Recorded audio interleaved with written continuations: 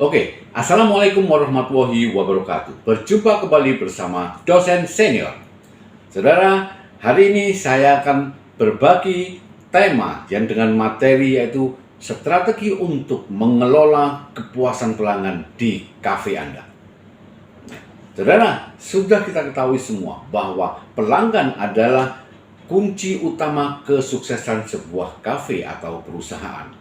Ya, untuk itu bagaimana kita bisa membuat customer kita, membuat pelanggan kita untuk bisa datang ke tempat kita, untuk terus mengajak teman-teman mereka untuk merekomendasikan dan berbicara mengenai kebaikan dan kepuasan mereka pada saat pada saat menikmati masakan di kafe kita. Dan kalau kita sudah memiliki banyak pelanggan, memiliki besar sekali pelanggan, maka disitulah perusahaan kita, restoran kita, kafe kita akan terus bertumbuh dan menjadi besar. Nah, bagaimana strategi kita untuk mengelola kepuasan pelanggan tersebut? Ya, yang pertama adalah kita harus sering melakukan training mengenai standar operation prosedur kepada setiap karyawan kita. Kita lakukan training, kita lakukan satu demi satu, dan kita training secara detail kepada seluruh karyawan mengenai standar operation prosedur. Supaya apa? Supaya mereka terus diingatkan dan mereka akan terbiasa melakukan sesuai dengan prosedur itu. Ya, setelah itu baru kita melakukan KPI atau Key Person Indicator. Artinya apa? Setelah mereka training, kita lakukan secara regular training dan keahlian mereka, maka kita lakukan penilaian sesuai dengan indeksnya. Sehingga apa? Sehingga kita tahu bahwa prosedur ini dilakukan dengan benar, dan tentunya kalau prosedur dilakukan dengan benar, maka pelayanan kita kepada customer akan jauh lebih baik. Ya, bila perlu kita berikan kita training dengan dokumentasi, baik itu melalui verbal, baik itu melalui oral, dan bahkan kita presentasikan melalui video yang ada. Ya, kita sebagai pemimpin, kita sebagai pemilik perusahaan, kita harus melakukan lebih berat lagi, yaitu dengan membuat video-video mengenai standar operation prosedur itu supaya mereka ingat dan mereka melakukan sesuai dengan peraturannya. Ya, itu yang pertama. Kita harus melakukan training mengenai standar operation prosedur. Ya, yang kedua adalah setelah mereka melakukan training, kita berikan training, maka kita tes melalui mystery guest. Ya, kita kirimkan mystery guest itu untuk memastikan apakah pelayanan kita bagus, apakah produk kita bagus, apakah kebersihan restoran kita bagus, apakah pelayanan pada saat billingnya bagus. Itu harus kita lakukan dengan benar. Artinya apa? Kita harus mengirimkan mystery guest untuk menilai secara objektif. Ya, supaya apa? Kita bisa mereview, kita bisa menganalisa di mana kekurangannya dan di mana keunggulannya. Ya, baru kita lakukan yang ketiga, yaitu kita survei kepuasan pelanggan. Ya, setelah survei kita akan tahu bagaimana pelanggan itu merespon bisnis kita, merespon restoran kita. Ya, sehingga respon itu betul-betul objektif dan itu akan bisa meningkatkan kinerja perusahaan kita. Maka yang keempat adalah kita harus berikan reward dan punishment.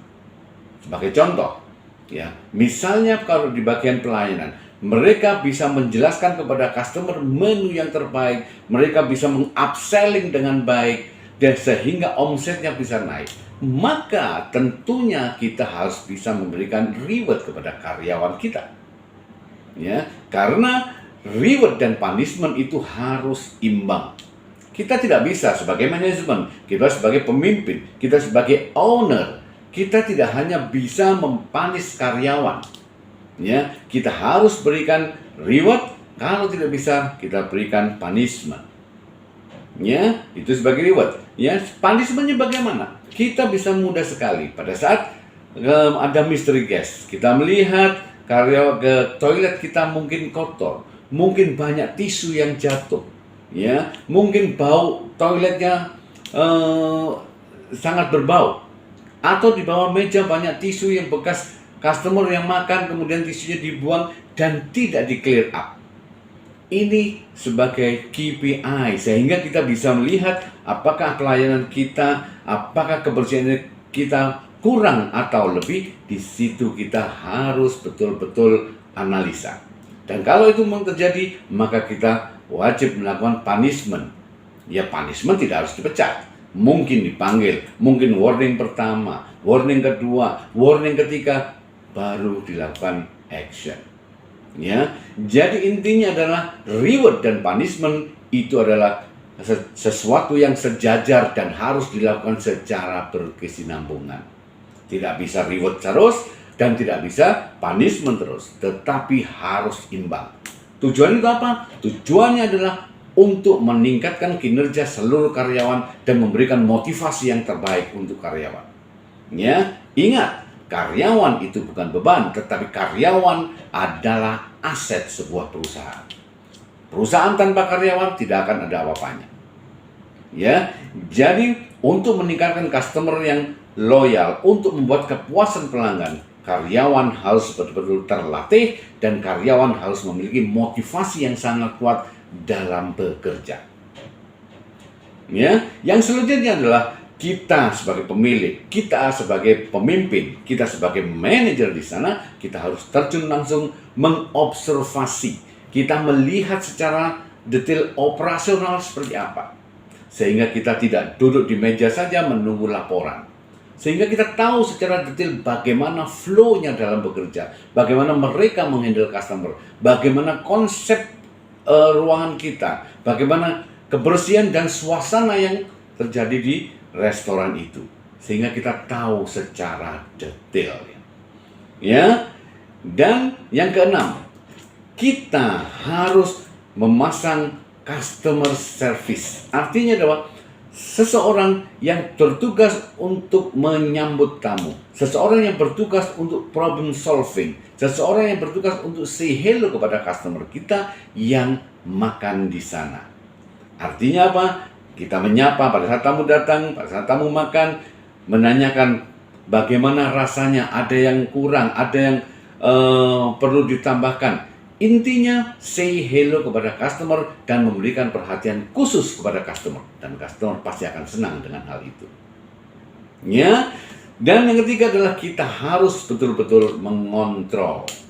Ya, setelah semuanya berjalan dengan baik, maka kita sebagai pemimpin kita harus mengontrol bagaimana operasionalnya dan kita menganalisa. Dan yang terakhir, kita harus membuat promosi yang besar-besaran, kemudian kita review promosi itu bagaimana, intinya adalah bagaimana kita bisa menganalisa pada saat tamu ramai atau pada saat tamu sepi. Ya, kita analisa bagaimana pelayanan customer kita kepada customer, pelayanan produk kita, kualitas produk kita pada saat di-serving kepada customer. Ya, baik mau sepi tamu maupun pada saat tamu yang ramai. Ya, setelah itu kita analisa dan kita memberikan informasi kepada karyawan. Kita rapatkan bahwa kekurangan pada saat tamu ramai seperti ini. Ya, kelebihan pada saat tamu ramai seperti ini. Artinya kita informasikan dan kita komunikasikan kepada karyawan pada saat weekly meeting.